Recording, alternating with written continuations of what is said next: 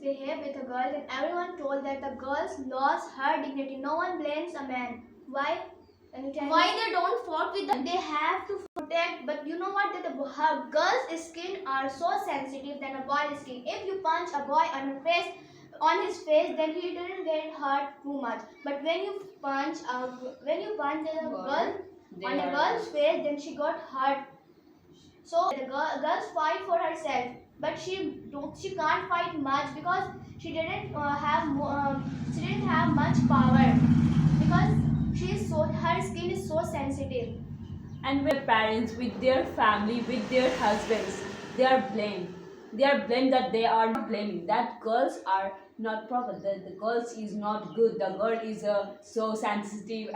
Girls lost her dignity, and then all consequences are beared by the girl. The culprit was not harmed. So in our society, we saw that